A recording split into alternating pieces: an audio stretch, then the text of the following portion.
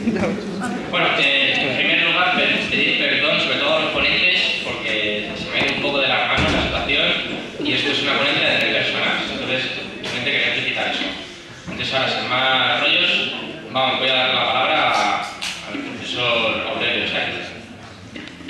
Bueno, gracias por todo, por pedir perdón, por el profesor, por invitarme, a toda la gente de la caverna, de la facultad y a todos vosotros por estar aquí. Bueno, voy a ir directamente a la cuestión. Mi tesis es que considero que la manera más adecuada de formular hoy en día la pregunta por la Ilustración consiste en reformularla, esto es, en transformarla en la pregunta sobre qué es la solidaridad. O mejor todavía, sobre cómo podemos pensar hoy la solidaridad. Por mi parte, intentaré responder a la pregunta por la solidaridad, que como digo, considero la pregunta de nuestro tiempo, pasando precisamente a través del pensamiento de un proto-ilustrado que es ya un alter-ilustrado. Me refiero a Baruch Spinoza, principalmente a su texto del Tratado Político. En el parágrafo primero del capítulo quinto del Tratado Político, Spinoza expone de manera sintética lo que podríamos entender como su proyecto ético-político. Allí señala que lo mejor, cito, que lo mejor es siempre aquello que el hombre o la sociedad hacen con máxima autonomía. Unas pocas líneas antes, en ese mismo parágrafo, Spinoza ha explicado a su vez que el grado más alto de autonomía se alcanza cuando el ser humano o la sociedad logran conducirse principalmente según la razón. Por tanto, si anacrónicamente preguntáramos al Spinoza del Tratado Político qué es la Ilustración, la respuesta sería que la Ilustración es el proceso por el cual se llega a que los seres humanos o las sociedades se conduzcan en gran medida según la razón, esto es, a que unos y otras actúen con la máxima autonomía. Esta respuesta tan general, con la que cualquiera que no sea un irracionalista podría estar de acuerdo, necesita, por supuesto, ser desarrollada. Y ese desarrollo es el que nos va a conducir desde la protoilustración de Spinoza a las puertas de un concepto posible para hoy de solidaridad. La primera cuestión que hay que aclarar es la ambigüedad del concepto de autonomía, sui juris, en el Tratado Político. La autonomía es entendida en este texto por Spinoza desde 2 puntos de vista distintos, aunque complementarios. O bien Spinoza considera al individuo o la sociedad aisladamente, o bien los considera en relación con los otros individuos o las otras sociedades. En el primer caso, dado que el derecho propio, otra manera válida de traducir sui juris, de un individuo o sociedad no es distinto de su potencia, habrá que concluir que todo individuo o sociedad, en tanto que existe y tiene por ello un cierto grado de potencia, es igualmente autónomo en cierta medida. En el segundo caso, el derecho propio consiste en no estar bajo el poder de otro, y entonces ese derecho se puede tener o no tener dependiendo de la relación de poder en la que uno está implicado y de la posición que ocupa en ella.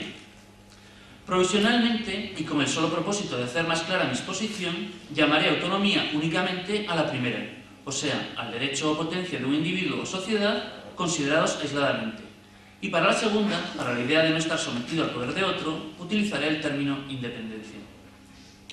La segunda cuestión que debemos considerar es el modo en que cabe entender desde el pensamiento spinoziano los conceptos de lo mejor y de razón que hemos visto enlazados con la idea de derecho propio. Lo mejor significa, en efecto, lo mejor para un ser humano o para una sociedad. Y para un individuo o sociedad, lo mejor viene determinado por la potencia o esfuerzo por el que obran o intentan obrar. Esa potencia o derecho aumenta en la medida en que el individuo o la sociedad son causa adecuada del mayor número posible de sus acciones. En este aspecto, la razón no es una actividad distinta de las demás. La razón consiste en ser causa adecuada de las propias ideas, esto es, en dar cuenta de la articulación de ideas de la que se deriva una idea concreta. Razonar para Spinoza es conocer. Cuando el individuo o la sociedad se conducen según la razón es porque conocen lo mejor para sí mismos, conocen el modo en que aumenta su potencia y ese conocimiento se impone sobre otras ideas que les son contrarias. Si ocurre así, si el conocimiento logra imponerse, entonces es por sí mismo decisión, decretum. Es o bien un decreto de la mente o un decreto común, esto es, una institución o norma social. Y la decisión de la mente o de la multitud que actúa como si fuera una sola mente es una y la misma cosa que la determinación del cuerpo, sea del cuerpo individual o del cuerpo social, lo que Spinoza llama civitas y nosotros traducimos por sociedad. El tercer punto que hay que tener en cuenta es la relación existente entre la autonomía del ser humano individual y la de la sociedad. En este punto, la originalidad de Spinoza reside en que defiende una dependencia mutua entre ambas autonomías. Los individuos no pueden ser autónomos al margen de su vida en sociedad, como ocurriría, por ejemplo, en Locke, ni es posible una sociedad autónoma habitada por meros súbditos, como por ejemplo propone Hobbes. Los individuos no pueden ser autónomos en el estado natural, porque en soledad la potencia del ser humano es muy reducida. Apenas si posee seguridad de lograr nada, está continuamente temeroso de perder lo poco logrado y no cuenta con ayuda mutua para, cito, sustentar su vida y cultivar su mente. La potencia del ser humano individualmente concebido y con ella su derecho solo es real, solo puede aspirar a la autonomía efectiva dentro de la vida en sociedad. Es la potencia que se logra colectivamente con la unión de las fuerzas individuales la que revierte a su vez en estas fuerzas haciendo posible la autonomía individual. Por ello, el individuo nunca puede ser independiente de la sociedad, es autónomo gracias a ella. No puede considerarse que el individuo sea independiente de la sociedad, pero al mismo tiempo hay que saber que si su autonomía puede desarrollarse es gracias a su vida en sociedad. En Spinoza no cabe pensar la sociedad entonces como algo enteramente externo al individuo, más bien ha de ser entendida como la condición de su potencia, esto es, de su derecho. Así, alcance esta potencia del individuo social, el grado que alcance, siempre será una potencia inconmensurable con la que lograría ejercer el individuo en solitario. De ahí entonces que para el ser humano considerado aisladamente, siempre sea mejor la vida en sociedad que la vida en soledad, y que para él o ella seguir los decretos comunes sea una conducta guiada por la razón. La soledad, en efecto, no es aquí tanto un estado de naturaleza original, que apenas si tiene cabida en la problemática de Spinoza, como la desobediencia individual a los preceptos sociales cuando ésta coloca al infractor frente a la potencia común de la multitud. Ahora bien, la categoría de soledad no conviene, según Spinoza, únicamente al individuo transgresor, sino igualmente a las sociedades humanas, cuando las decisiones comunes no pueden hacerse efectivas o cuando los súbditos están sometidos políticamente. En estos casos, en efecto, no se puede hablar verdaderamente de sociedad, o al menos no se puede hablar de una sociedad capaz de asumir el proyecto de la racionalidad y la autonomía.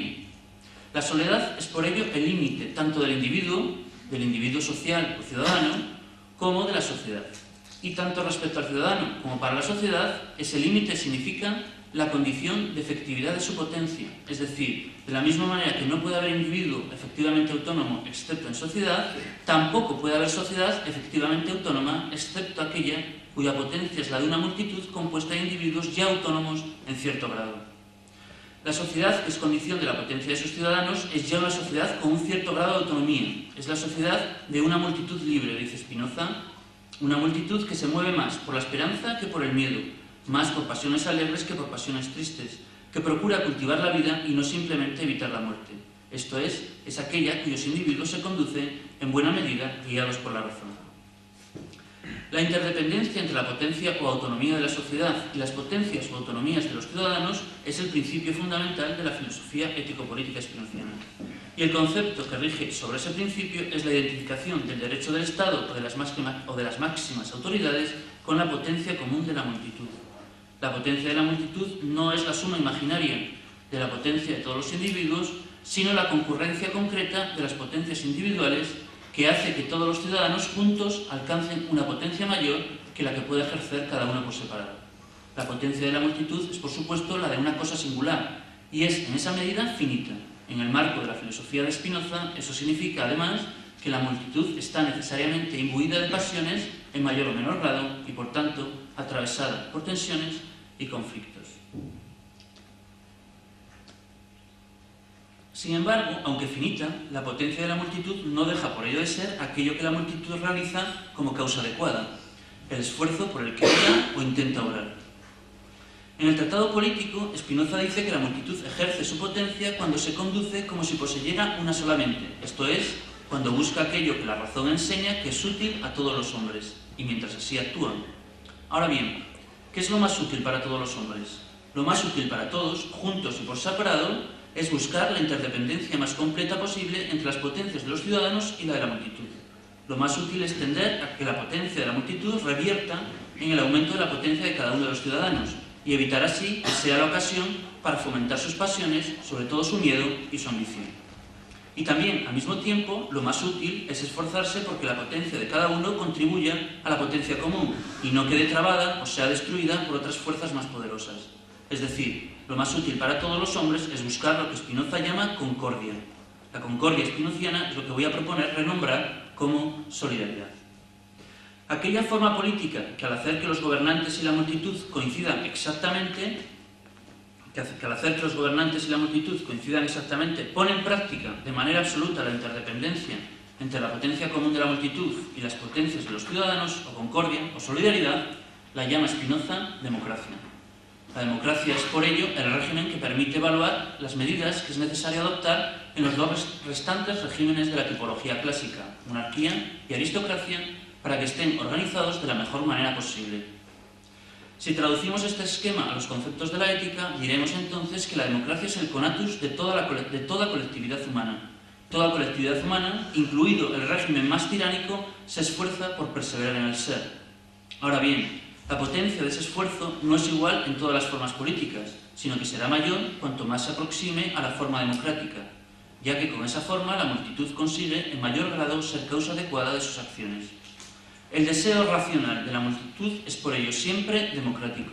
Ahora bien, el deseo de la multitud no es siempre racional. La multitud atraviesa por innumerables encuentros. Unos hacen que su potencia aumente y otros que disminuyen. Pero solo será causa adecuada de sus acciones en la medida en que, a pesar de esos encuentros o gracias a ellos, logre perseverar en su ser, esto es, en tanto que conserve, en algún grado, la interdependencia entre la potencia de la multitud y las de los ciudadanos. Si hay sociedad, esa interdependencia se da en cierto grado. Si no se diera, no habría sociedad. Por eso la democracia es el conatus de la multitud o de la sociedad, y el esfuerzo por construir y extender la democracia es el esfuerzo por aumentar indefinidamente la potencia de la multitud.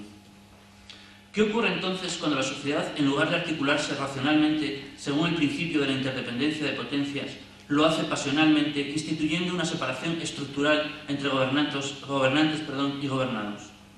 O por su aspecto ideológico, ¿qué ocurre cuando la sociedad, en lugar de entender que el derecho de las máximas autoridades viene determinado por la potencia de la multitud, justifica su práctica política según el principio de que el derecho se sostiene en Dios, la razón, el pueblo o cualquier otro fundamento trascendente de cuyos designios unos pocos se autoproclaman los intérpretes? En ese caso, la potencia de la multitud, en lugar de revertir en la potencia de los ciudadanos, está sirviendo para promover la ambición de los gobernantes y el sometimiento de los gobernados. Es decir, y permítaseme que utilice este concepto, se produce una explotación de la potencia de la multitud en beneficio del poder despótico de los gobernantes. En este caso, pues, no son los ciudadanos los que aumentan su potencia, sino esas extrañas cosas singulares que producen en ellos los efectos que llamamos ambición y miedo. Quisiera, para terminar esta rápida lectura del Tratado Político de Spinoza, destacar tres cuestiones fundamentales. La primera es que Spinoza ofrece la oportunidad de una ampliación del concepto de explotación que nos permite hablar de explotación política. Esa ampliación, por supuesto, exige que pongamos en comunicación a Spinoza con Karl Marx. Ese será nuestro siguiente paso. Adelantándonos un poco, podemos intentar formular una redefinición de un concepto cuya validez se circunscribía hasta ahora a la economía. Así entiendo que las relaciones de servidumbre o de subordinación, sean estas de carácter económico, político o ideológico, se explican por una forma u otra de explotación. Esa forma determinada de explotación es el modo concreto en que las relaciones sociales de subordinación se reproducen. La segunda es que en la teoría de Spinoza el despotismo o explotación política aparece como lo opuesto a la concordia o a lo que, con un término más moderno, propongo, como he dicho, llamar solidaridad. De este modo, desde Spinoza hay que entender que la lucha contra la explotación, sea política, económica o ideológica, no es sino la vertiente insumisa de una lucha afirmativa por la solidaridad, que es ampliable a todos los ámbitos de la realidad social. El rechazo de la explotación es consecuencia del deseo de solidaridad, y el aumento de potencia individual y colectiva proviene de la solidaridad instituida como relación social. La tercera es que Spinoza pone ciertamente las bases teóricas para explicar el porqué de la desigualdad política y, por tanto, para luchar contra ella. Esto es lo que hace su pensamiento político enteramente actual. Ahora bien, esta es igualmente su limitación. Spinoza atiende básicamente a la explotación política, desconoce la económica y, aunque realiza importantísimos avances en la explicación de la explotación ideológica, en última instancia, esta queda subordinada a la centralidad de la política. Una consecuencia de esta centralidad de la política es la incapacidad por parte de Spinoza para vislumbrar siquiera la dominación patriarcal, que es fundamentalmente una forma de explotación ideológica. Para ir con Spinoza más allá de Spinoza, propongo recurrir entonces a la teoría de Marx y a la lectura de la misma realizada por Louis Althusser. El concepto clave para avanzar en esta línea es, a mi parecer, el concepto marxista de reproducción. Al comienzo del capítulo 21 del Capital, titulado Reproducción simple, afirma Marx: cualquiera que sea la forma social del proceso de producción, es necesario que éste sea continuo, que recorra periódicamente siempre de nuevo las mismas fases. Del mismo modo que una sociedad no puede dejar de consumir, tampoco le es posible cesar de producir. Por tanto, considerado desde el punto de vista de una interdependencia continua y del flujo constante de su renovación, todo proceso social de producción es, al propio tiempo, proceso de reproducción. El concepto marxista de reproducción afirma, en efecto, que no hay proceso de producción sino a condición de que éste sea siempre ya un proceso de reproducción. El carácter constitutivo de la reproducción, que Marx no desarrolla completamente hasta el Capital, ha estado tradicionalmente en el centro de los debates del propio marxismo. El problema de la teoría de la reproducción es que parece conceder al modo de producción capitalista un grado de autonomía tan elevado que se diría que desde esa teoría solo cabe pensarlo como dotado de una legaliformidad enteramente fatalista. El capitalismo aparecería entonces como un sistema total en el que la clase obrera quedaría reducida a, cito al mismo Marx, un accesorio del capital, incluso cuando, sigo citando, está fuera del proceso laboral directo. La clase obrera no tendría ninguna posibilidad de rebelarse ni ninguna legitimidad para hacerlo. Frente a este posible planteamiento, que desde la misma explicación marxista amenaza con minar toda potencialidad transformadora, se han movilizado las filosofías más variadas, con el objetivo de encontrar un afuera al capitalismo desde donde recobrar la posibilidad y la legitimidad de una rebelión contra las leyes de su funcionamiento. Esta sobrereacción, sin embargo, no es justificable. Si la reproducción constitutiva es efectivamente el índice de consistencia del modo de producción capitalista, si es aquel concepto que permite pensar su especificidad, su estructuración, su modo de funcionar y su efectividad, es igualmente el índice de su finitud, de su limitación, de su impotencia. La reproducción constitutiva es también el concepto desde el que pensar que el capitalismo no es un sistema total. Si no hay proceso de producción capitalista, sino a condición de que haya un proceso de reproducción, es precisamente porque el ciclo del capital, como cualquier otro, tiene que superar continuamente las resistencias, los obstáculos, los envites que amenazan con detenerlo en cada una de sus fases.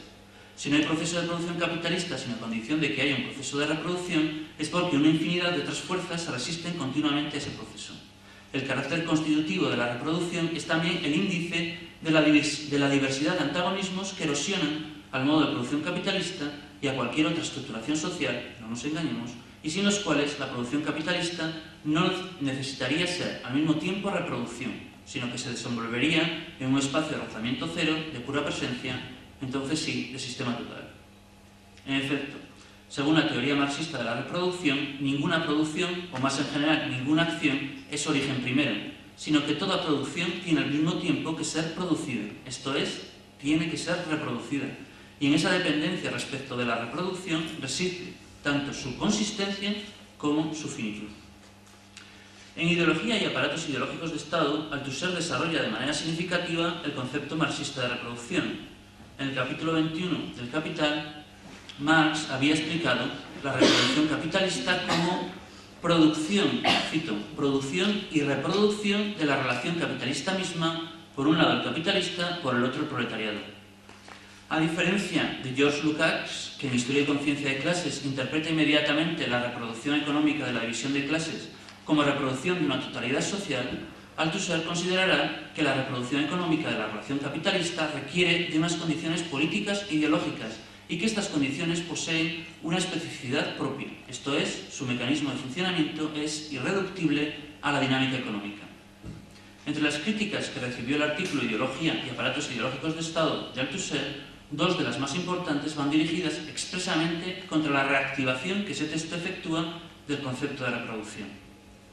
De forma breve, se acusa al punto de vista de la reproducción de impedir pensar el antagonismo de clase y de reducir los aparatos ideológicos a meros apoyos de la estructura económica, carentes, por tanto, de significación propia. La primera crítica procede, como hemos defendido, de una lectura del concepto de reproducción que es incapaz de considerarlo en tanto que principio de finitud. La segunda tiene otro tipo de fundamento. Depende del modo en que entendamos la explicación que Althusser realiza de la relación entre los diferentes niveles de una formación social. Si pensamos el uso del punto de vista de la reproducción que Althusser hace en ese texto desde los conceptos de sobredeterminación y causalidad estructural que había elaborado en sus obras anteriores, ¿qué relación cabe establecer entonces entre los aparatos ideológicos y las relaciones de producción? Respondiendo de forma sencilla, los aparatos ideológicos de Estado se entenderán, en efecto, como una condición de la reproducción de las relaciones económicas, pero las relaciones económicas tendrán igualmente que pensarse como una condición de la reproducción de las relaciones ideológicas. No es solo que la relación capitalista necesite de los aparatos ideológicos para reproducirse, ocurre también lo mismo en la dirección opuesta. Los aparatos ideológicos realmente existentes necesitan de las relaciones de producción capitalistas para reproducirse. Entre ellos hay lo que Althusser llama un mutuo condicionamiento de existencia, y es este mutuo condicionamiento el que hace imposible la simple reducción de una instancia a un mero fenómeno, derivación o accesorio de la otra. El mutuo condicionamiento de existencia no significa, sin embargo, una eficacia de condicionamiento igual para todas las prácticas sociales. Todas las instancias sociales se condicionan entre sí y llevan en sí mismas la huella de ese condicionamiento recíproco. Ahora bien, no todas poseen el mismo índice de eficacia, no todas tienen la misma capacidad de determinar la estructura de la reciprocidad. La tesis marxista es que las relaciones de producción son la instancia que con mayor efectividad determina la articulación entre todas ellas. Por esa razón, se puede decir que son las principales responsables de la forma de unidad del conjunto. Esa forma de unidad, sin embargo, no elimina la especificidad heterogénea del unido, tampoco impide que los elementos formen al mismo tiempo parte de las articulaciones, ni está cerrada sobre sí misma de ninguna manera, sino que se relaciona con otras realidades generando nuevas combinaciones. Diremos entonces que la forma de unidad en la que piensa Althusser no es simple sino compleja, y que no es un principio trascendente sino inmanente. En un texto posterior, Althusser se refiere, remitiendo expresamente a Spinoza, a un todo sin clausuras que no sea sino la relación efectiva de sus partes. Si aceptamos entonces que las prácticas económica, política e ideológica se relacionan entre sí según un mutuo condicionamiento de existencia, de ahí se seguirá que el desarrollo histórico de una forma de dominación cualquiera no será el desarrollo de una forma aislada, ya sea esta económica, política o ideológica, sino del desarrollo de esa forma de mutuo condicionamiento con los desarrollos de otras formas. La teoría de la sobredeterminación exige, por tanto, considerar cada forma de dominación desde dos perspectivas. Por un lado, habrá que considerarla desde su especificidad propia, por lo que es lo mismo desde el mecanismo de reproducción de sus relaciones de dominación, desde su modo de explotación. Por el otro, tendrá que ser abordada desde su necesaria articulación con las otras prácticas sociales. Esta segunda perspectiva requiere, por su parte, que atendamos a la desigual efectividad de las instancias, es decir, al hecho de que el mutuo condicionamiento de existencia implica un desequilibrio necesario entre todas ellas, cada una de las cuales se encuentra con resistencias distintas y se despliega con temporalidades deslocadas. Pues bien, los tres mecanismos generales de explotación social, político, económico e ideológico, expuestos por las teorías de Spinoza, Marx y Althusser, adoptan formas históricas que han de ser pensadas al mismo tiempo juntas y diferenciadas. Formas de explotación de los tres tipos coexistirán en cualquier formación social, pero su coexistencia estará desajustada. He definido anteriormente la explotación como el proceso de reproducción de las relaciones de subordinación, y he subrayado después que toda reproducción es el índice de una finitud y, por tanto, está sometida a un cúmulo de resistencias y contestaciones. Si esto es efectivamente así, entonces la coexistencia desajustada de las formas de explotación ha de implicar necesariamente una coexistencia desajustada de las formas de contestación. Las luchas política, ideológica y económica contra las respectivas formas de explotación poseerán ya, en principio, una cierta autonomía. Pero dado que la teoría de la sobredeterminación impide pensar una forma económica, política o ideológica en estado puro, la misma coexistencia desajustada de las luchas, sin que tengamos que recurrir a otros factores ni concretar históricamente de qué formas hablamos, introduce la posibilidad de múltiples combinaciones, de una multiplicidad de antagonismos, de innumerables focos de disenso, de resistencia, de contestación o de transformación. Por las razones ya aducidas, esta multiplicidad de antagonismos no puede pensarse como indiferenciada, sino a su vez como desnivelada, es decir, que las diferentes luchas en los diferentes momentos tienen índices de efectividad diferente, por las que unas determinan la articulación de la multiplicidad con una mayor efectividad que las otras. Hay luchas o proyectos o estrategias que se imponen como más urgentes, más esenciales o más importantes. Y hay una pugna interna por determinar qué conflictos son prioritarios y cuáles secundarios, por establecer qué tendencias deben dirigir hegemónicamente las múltiples propuestas.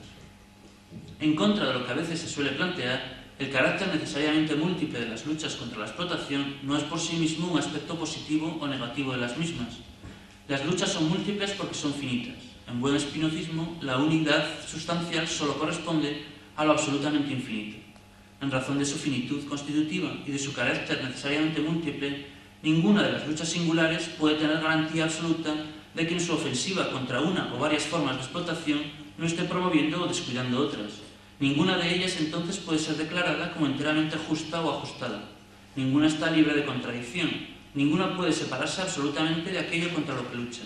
Sea un grupo, un movimiento social, cultural, sindical, una red de movimientos o un partido que pretende intervenir en el Parlamento o llegar al gobierno para introducir leyes que limiten o impidan una cierta forma de explotación, ninguno está libre enteramente de pasiones, como diría Spinoza.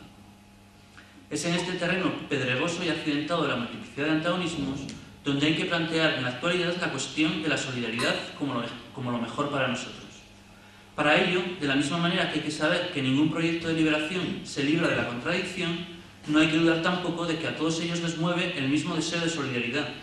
Y de la misma manera que es cierto que la multiplicidad antagonista está siempre desnivelada, hay que advertir que todos los proyectos juntos constituyen una potencia común de liberación, mayor o menor, que revertirá en las luchas particulares de una forma o de otra.